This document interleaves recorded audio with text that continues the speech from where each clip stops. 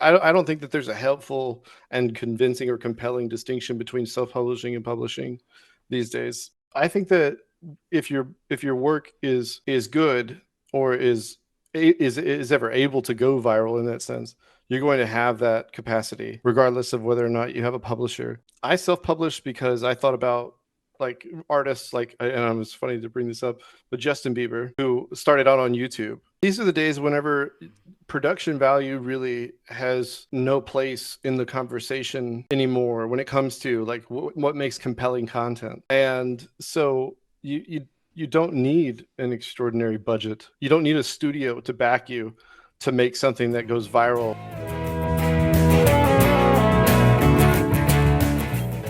I'm Kandas Rodarte, and you are listening to Gratitude Geek, the podcast for building genuine, lasting connections with clients, colleagues, and community. Today, I'm joined by award-winning journalist and disabled veteran Kristof Morrow. But first, a promo from our friends at HoneyBook. HoneyBook is a client relationship platform that helps independents manage clients and projects with ease and confidence. With easy-to-use tools that create elevated client experiences, HoneyBook makes running your business and getting paid on time simpler. I use HoneyBook to manage the workflow of the Gratitude Geek podcast, and I absolutely love it. I could not live without it. Check out the show notes for a special offer for Gratitude Geek listeners. Welcome, Kristof. Hi there. I treasure your trust. Thank you for having me. You're very kind. You have a lot going on. So what would you like the audience to know about you? I guess the most important thing is that I work in great earnest to help people understand one another as a writer. That's my work. I adore my work as a writer, and I've written several books in that pursuit. Shakespeare. So if it isn't evident already, you are living with Tourette Syndrome. So talk about the challenges that has, or maybe the possibilities that that's provided for you. Well, a lot of the challenges have to do with, managing things in public, but some of them privately, I injure myself quite a bit. I wear a glove. This is like a kickboxing glove, but I wear it to protect myself and my knuckles because they're quite deformed from hitting things over the years. It's a lot to deal with. Did you develop Tourette's as part of your disability from the military? Yes. I didn't have Tourette's until I was in the Navy, and it came from stress and a lack of sleep and a number of other contributing factors. Being in the military is a stressful thing. Well, in the Navy, if you're deployed at sea, you are out there for months at a time, just out there, Did you serve on a big heavy carrier, or what did you serve on? I was a Navy corpsman, so I was working in a hospital. Navy corpsmen are generally working with Marines and are deployed with Marines to wherever they go and whatever they're doing. Interesting. Yeah. Interesting. Well, I appreciate your service. I have a warm spot in my heart for anyone who has served in the military. I'm the daughter of an airman. He worked his entire life working for the Department of the Army. I have a deep respect for the military, and I appreciate the time that you served and that you gave to our country. I appreciate that. Oh, thank you. So talk to me about so you're an award-winning journalist, and you're also a fiction author? Yeah. So how do you balance journalism and fiction? Well, it was Shakespeare. I was working as a reporter in Texas for a newspaper. Yeah, I know. For so many reasons. Yes, I left. Actually, yeah, it's a really terrible place to live, especially for women. Not a good place at all. And I worked for a small newspaper, but I won awards for photography and for feature writing, which is funny because I had never written a feature before. And I got the job through audition because I had taught myself to write. After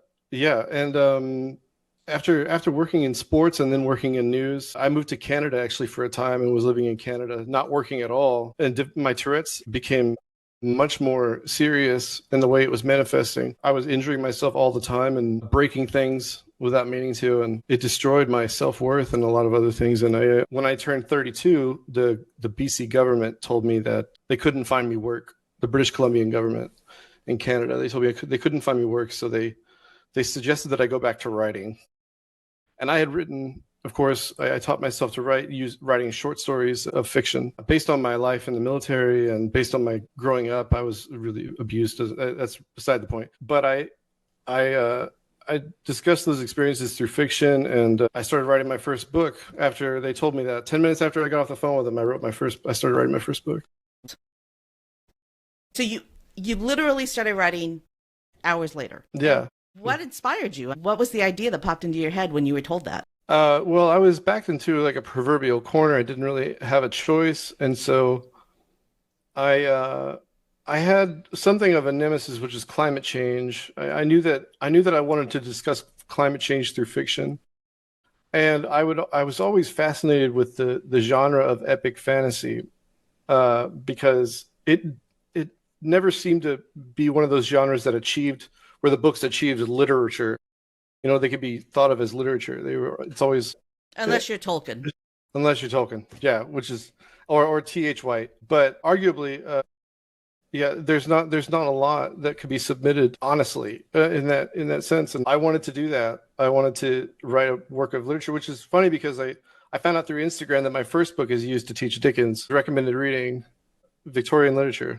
Interesting. So why is that? I actually I wrote my first draft of the book in 2.5 months, which is 162,000 words in 2.5 months. Which, for people that don't know, The Hobbit is 98,000. Just to give you some, so imagine writing The Hobbit almost twice in 2.5 months. And then I read Oliver Twist. I started reading Oliver Twist, and the music of Dickens. This is the first time I'd ever been exposed to Dickens at length, and I fell in love with his work, and the music of his work, and adapted his style into my own. And so it's an appropriate reference, I think, for them to say that they use it for Dickens. What do you mean by the music of his work? Well, the music of his language. It's really no, The and melody it's of the mhm, Okay. the literal, yeah. Interesting. That's a really nice way to describe it. No, thanks. Let's talk about the music of Dickens. Dig into that more. Well, a lot of they say that Dickens abused the notion that he was getting paid by the word. So he would have longer sentences and drawn out. You start to notice patterns in his work and in other great writers. In fact, which is really quite curious. I don't know if this has ever been discussed in an academic sense. And I may be ignorant. Of course, I am ignorant. I didn't go to college very much, especially not to study Shakespeare. But I'm a huge fan of Shakespeare. And if you've ever read his work, you notice that you could write Shakespearean prose by avoid using the word the. And for every description, it's really fascinating. But there's different techniques and different rhythms, and your vocabulary expands, your vocabulary of style and your literal vocabulary, your diction and your lexicon expands. It's a beautiful thing to happen. It's very true that 200 years ago, 150 years ago, English speakers had much broader vocabularies than we do today. Yeah, if you read Dickens, even if you read Shakespeare, and Shakespeare was dyslexic.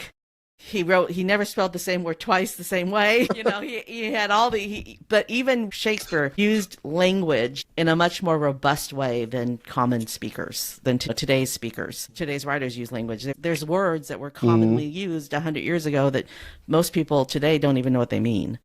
So that is also part of probably the music of his language. He could use words to describe things that are much more accurate, right? Mm-hmm. Yeah. Than just saying the sun is warm today.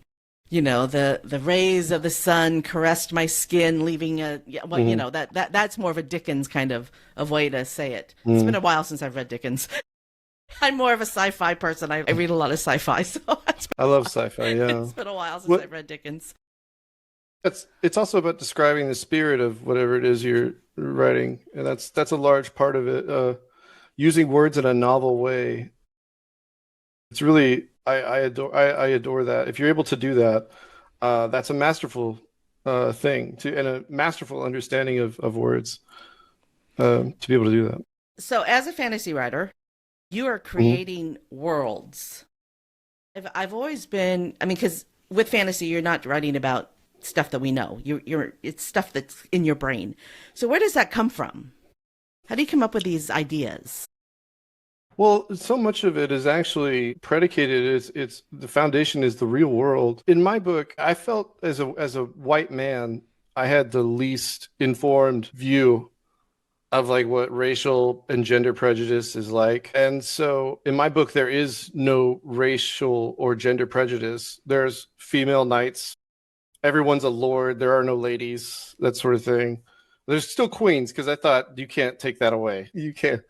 Yeah. But yeah, so much of the book is of my work is predicated on the real world and based on the real world and real world events, especially the notion of climate change, which is a large part of the narrative that's being uncovered as the story goes on. If you've ever read Game of Thrones, in fact, the way that the whole book is structured is similar to Game of Thrones in the sense if you, the first for example, the first episode of the show is about Ned Stark and his life. The second episode is about, I think, Daenerys Targaryen and her deal being the queen, becoming the queen. And the third episode is about Tyrion Lannister. Well, my book is, and these are three different parts of the world with different characters, and then you learn how they intersect and how they're related. I did the same thing in my book. There's the first three chapters are completely different places. That's the best kind of literature, though, is being pulled into different storylines and then wondering and being amazed at how they interweave with each other. So the book is called The Second Sun. What is it? And sun is spelled S-U-N. So does that mean it's a world with two suns? Actually, the first line of the book, the opening line is "Change is the breath of chaos," because it's meant to describe the foundation of what happens throughout the entire series. That especially concerning like climate change, there's not a second sun. There is a nemesis, though, that could be essentially that brings the kind of catastrophic changes in the world, like as if there was a second sun that arrived. And it looks like it looks like a sun in the sky, but it's not really. I don't want to give it away. What's the period that the story takes place? I would say between over months. Months. Okay. So not years, but months. Yeah. Okay. Months so far anyway. The first three books it's over the period of months. Not very long. So all three stories are related. All three books are related, and they're all within months of each other. Yeah, they're all occurring at either simultaneously. I just mean the story itself. The books themselves only it's months long. Months are occurring. Yeah. A lot of authors, fiction authors, use time to, mask that they didn't have an idea of what to put in the middle. So they'll be like, and then we took off across the sea, and then the next chapter starts 10 years later. My goodness gracious. So you didn't cheat. No, you have to live it. You have to live every moment of what these people are going through. There's no time skips really. Yeah, and that's an essential part of, I think, of storytelling, because I think as someone from the South, that's my heritage. If there is one I think that's worthwhile and worth admiring, is that we are storytellers, and I love that component of story. That storytelling is organic, and that it's done in a way that pays respects to the characters' experiences. And you can't do that with time skips. No. What I love about fiction stories and storytelling is storytelling isn't necessarily the same thing as writing. They're two different things, right? So, we have this tradition over thousands of years of bards sharing stories, and the stories get passed from one bard to the next bard, and each teller puts a twist on the story that's a little different. And so what I love is that you could have four different people tell you the same story, and you hear four different stories, which is when you're interweaving different characters, you can do the same thing. It's like four different bards telling you the same tale. Yeah, there's definitely elements of that phenomena in my work too. I try to. There's certain, like the nuance of living. For example, there's a place that I based on Haiti, like the island of Haiti in real life, because of the Haitian Revolution, where if you've ever read the book by The Black Jacobins by C.L.R. James, he describes the Haitian Revolution and Toussaint L'Ouverture. And I'm a huge fan of Toussaint L'Ouverture. What an amazing dude. But in the book, there's so many countries tried to invade Haiti and take it over and enslave them again.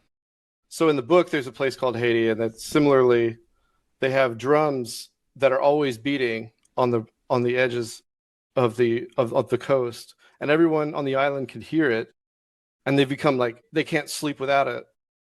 At this point, it's, you know what I'm saying? Yeah. This is one of those things, one of those minor human peculiarities that we develop, our relationship with our environment. Or we make it artificial. I mean, we put on a box fan to sleep at night, and if I don't have the box fan, box fan, I can't sleep. So it's not unusual. I want to shift gears here. Let's do it. You have over 1 million views on TikTok. Mm-hmm. All right. I'm not a fan of TikTok. The listeners know. But the fact that you have 1 million fans on any social media platform, or 1 million views on any social media platform, means that you did something special. So what'd you do? Well, Shakespeare. The first thing I did was I went viral. I guess it's almost 2 years ago. It's a year and a half ago for my books. And I sold a ton of books, which was really great. I ended up It was a chain of videos that ended up resulting in the viral video, but ultimately it was about the fact that I had gotten number 247 on Amazon in their epic fantasy category, and I just made a short video about that, and it had like 400,000 something views. And then a bunch of my videos after that had, around 100,000. Then I made a video about how I approached a woman in public because I was interested in her. I had a thesaurus, and I took out the page that said where the word beautiful was on it, and I underlined the words that I thought described her.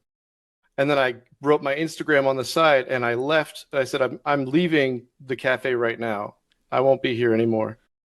So, but I wanted to give you this. And I handed it to her, and I left. And I didn't hear anything back from her. You never heard from her?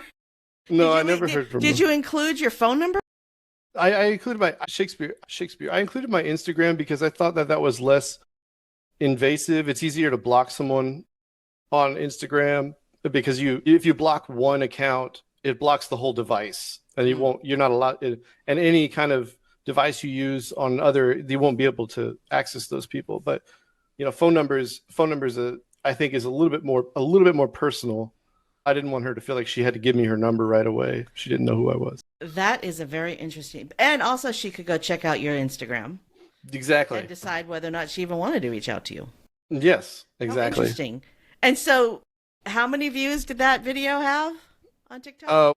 That one got about almost 300,000. You just told the story about how you'd done it. Yeah, I just told the story about how I did it. And it failed. And it was a failure. This didn't work. This didn't work, but it resonated with a lot of women. They thought a lot of women commented. There was two.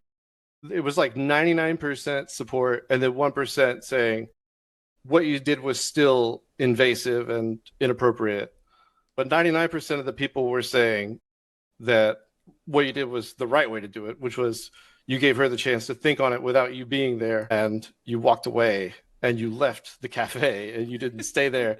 You didn't go back to your seat and sit down and go back to working. You left the cafe altogether. It was so much easier when I was single. It's so fragile, the relationship between women and men today. It really is, because a lot of women are very guarded because they don't feel safe. And, that lack of feeling safe makes them not even want to talk to anybody. And there are a lot of men who are angry because women won't talk to them. I think the information is much more comprehensive now, though, that women would have access to. Like on Instagram, they have videos and pictures, and the comments themselves are revealing the people that like those pictures. And if there's women that like those pictures and those videos, then that kind of demonstrates that this person might have female friends, that affords them a modicum of trust. I don't know. Maybe I'm thinking too much into it. Yeah, I don't know either. I'm glad I'm married. I know you sort of glanced over it, but I do think that we should talk about, every really good, successful writer has had something really shitty happen to them. And you had a shitty childhood. How did that affect the choices that you made as an adult? it informed my life and choices so much. In fact, but really, those choices began when I was like 6 years old. I remember when I was 6. My dad beat the hell out of me all the time, and he used whatever he had either in his hand or he used his hand. And a really helpful way to describe how severe it was that he would hurt himself hurting me. So, then I was quite little and neurodivergent. He was an alcoholic, so that exacerbated it quite seriously. And I really have no way to defend, and I won't, I think, defend my mother who really let that happen and keep happening to me. Because he never did anything to her, of course, because I think he's too smart for that. He knew that he couldn't get away with that, but he could 90% of what the domestic abuse that was happening in the house was happening to me. But it's strange because the worst that I remember is whenever my siblings would try to stick up for me and how he would hurt them as a consequence. And that, like, I'm gonna be grim, but the screaming, I could still, I still hear that, and is really quite awful. But I'm sober. I've been sober for like 8, 9 years. Don't drink anymore. And so as a consequence of what happened to you as a child, you became an alcoholic. I think so. I think large part of it was that trying to escape reality because I really never could learn how to fit in. Whenever you are beaten so viciously and so often, you start to question every part of your identity. And so you have no planet of existence. So like you are to everyone else, you're this like kind of like a chameleon, and everyone recognizes it because I wasn't good at masking it. I didn't want to. I wanted to understand people, and I kept trying to do that. And it became instinct to do that also because I wanted to know what my dad was thinking or feeling at the moment. And so studying his expressions gave me an insight into, how bad it was going to be that day, Yeah. So I did. I became an alcoholic, and I stopped drinking when I was like 27. This is not in any way, shape, or form saying it's okay, but neurodivergency is something that people didn't understand. Even 100 years ago, they were putting neurodivergent people in asylums. They were treating them as if they were insane. And so a lot of parents didn't understand that you were different, but you weren't stupid or whatever it was that he was angry about, right? So how long ago did you write your first book? I published 18th, 2023, I think. So you've written 3 books in 18 months? Maybe. I first started, my first day of writing was October 16th, 2021. So it's like 4 years. 4 years. Almost 4 years. So about a book a year. And how many hours a day do you spend writing? I write 1,000 words a day. Okay. And so that's a pretty solid amount of work to get done in one day. And yeah, and that's like 3.5 pages for people that, single space, 12 font. Yeah. Yeah. So you write 1,000 words a day. Are you like Hemingway where you go over each word and you make sure that they're perfect, or do you just mind dump? No, he had the really perverse strategy of write drunk, edit sober. But then later in a movable feast, he claims he never drank while he was writing, which is really, I don't know what to believe anymore. But he is a brilliant writer, but strange bird. Like I said earlier, different storytellers tell the story differently. Yeah, exactly.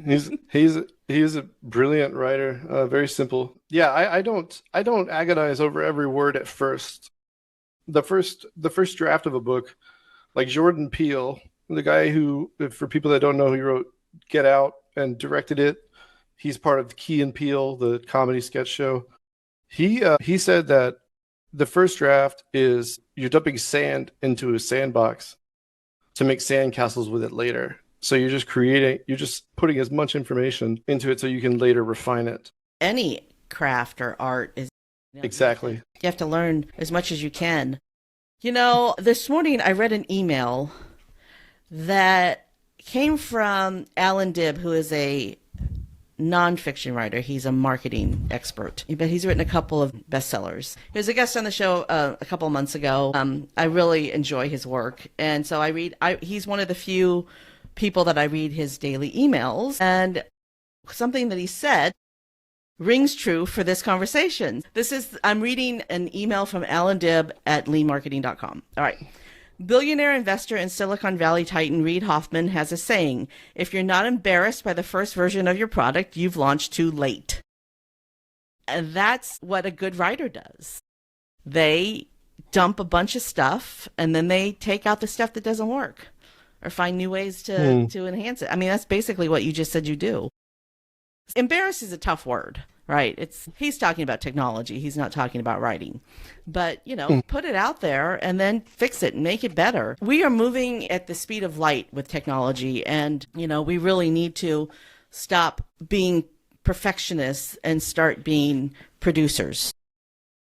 And if you're writing 1,000 words a day, you can be the perfectionist later. Just get the words written. I mean, am I? Yeah. Talk to me about the process of getting your book published, because a lot of folks write and they never get it published, or they try to self-publish. Or what was your process? Did you self-publish, or do you have a publisher? I realized that there was really no distinction. I don't think that there's a helpful and convincing or compelling distinction between self-publishing and publishing these days. I think that if your work is good or is ever able to go viral in that sense, you're going to have that capacity, regardless of whether or not you have a publisher.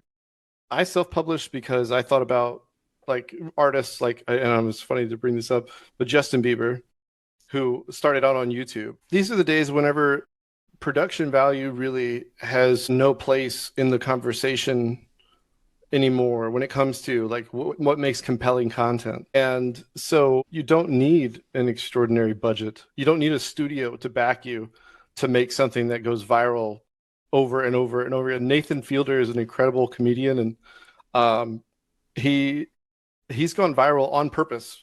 He's done it on purpose. It's really quite funny. If you haven't seen it, you should watch his show. He's great. There's a number of though that I can name drop 15 right now that would say that all did the same thing. They started out with no name, nobody, no studio, very poor equipment, and now are multimillionaires and are really influential. And they've had nothing but the backing of self-publishing. And I thought about how Dickens had been declined publication like 60 something times. Dickens is one of the greatest writers in English that ever lived. Mm-hmm.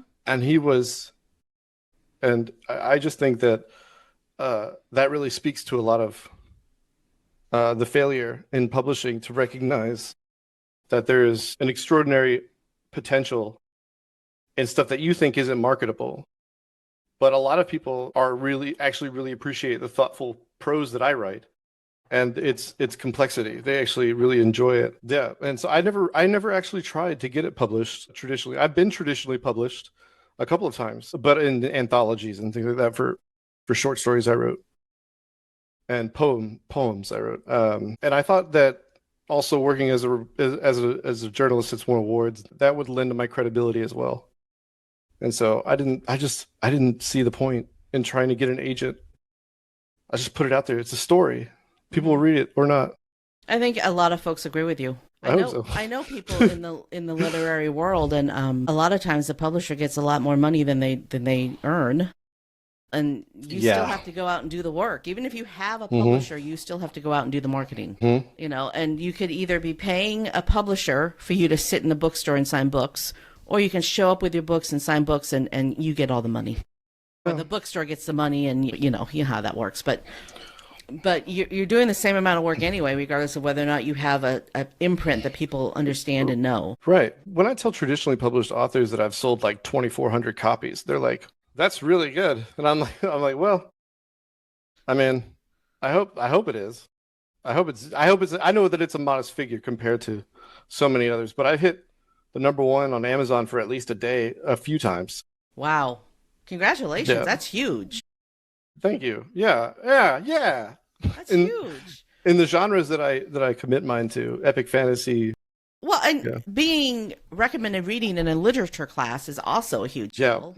I mean, Yeah. I cried. how many living authors are studied in literature? Not many. I have no idea. I didn't. Yeah. I wish I'd gone to school for literature just for that experience. My college career was very weird and convoluted, but I'm going to call it my second year of college. I took a literature class and we read The Handmaid's Tale. So this is 90, Oh maybe yeah. about She's so 1990, brilliant. 1990. And it was, I mean, in 1990, this book felt like it was, there's no freaking way this book, that anything in this book is ever going to happen. This is never going to come true. It's complete Mm. fantasy. Boy, was I wrong. Yeah. But then I read it Mm. again 10 years later and I had a whole new way of looking at the book. But Margaret Atwood's still alive. You know, she wrote a piece of literature that worthy of being studied. Hmm. So not very many people have that She's distinction. she's one of the finest writers in the world, if Mhm. not like Yeah, certainly of all time. masterpiece. She's brilliant. She's so brilliant. Yeah.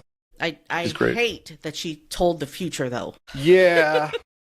Yeah, she saw it coming. Like Frank Zappa did that. He was interviewed once and he said it was like back in the 80s and they were like or maybe even the 70s and they were like, "What do you think's the biggest threat, to America?" And he's like, "The religious right." And it was this whole thing that he talked all about. Yeah, it was extraordinary uh, how that ended up turning out. So it's really interesting. It's important to also distinguish between religion and the religious right. They are Yeah, not the same thing. And yeah. when somebody says something negative about the religious right, they are not saying anything negative about religion. You are free to, this is the United States of America. You are free to practice whatever religion you want. I just don't want you telling me what religion I'm supposed to practice. That's what Been more freedom of clear. religion is.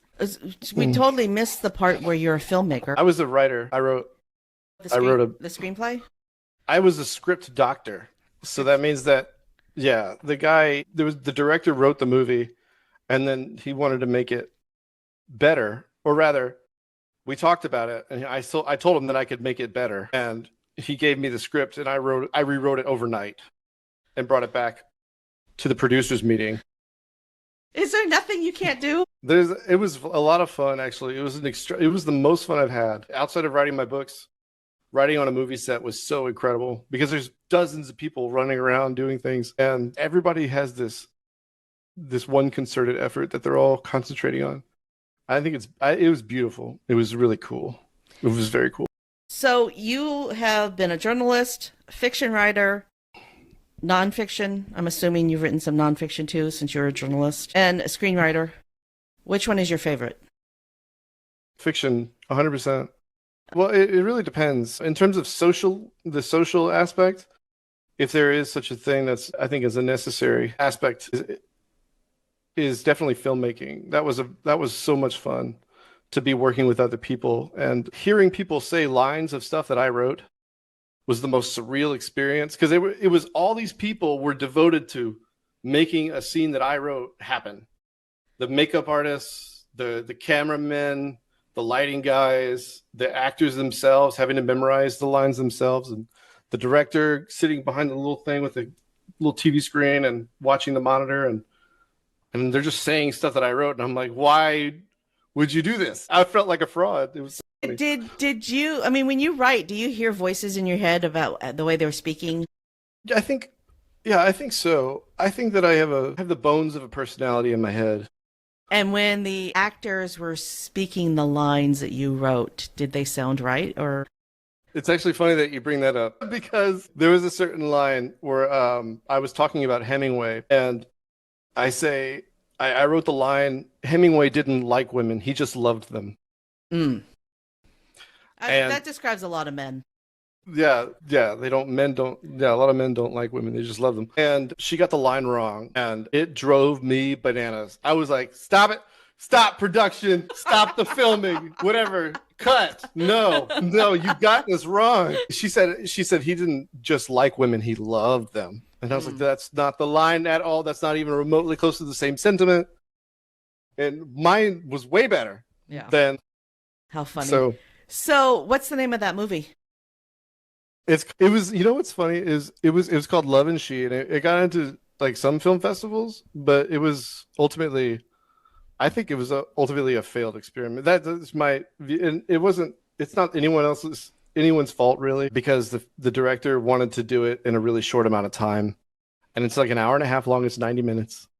It's a whole production. It's a whole thing, but it didn't work out. It So didn't work out. I feel it's like not available for anybody to watch no, I wouldn't. on any I streaming wouldn't. services. Mm-mm, no. So in the end, you put a lot of work into something that didn't, the end product isn't shared, but you got to watch. Sometimes the fun part is the making, though. That was the fun part. Yeah, the notion that we were creating something, that there would be a product that we didn't quite. I couldn't do what the director does, which is like to take these snippets, like where the camera's in this place and filming from this direction and filming these certain lines, and then doing another part of the scene from a different angle. And I couldn't do that. I couldn't piece it together in my head the way that he could. But he couldn't write like I could. Well, that's why you need So you need all the players to make the project happen.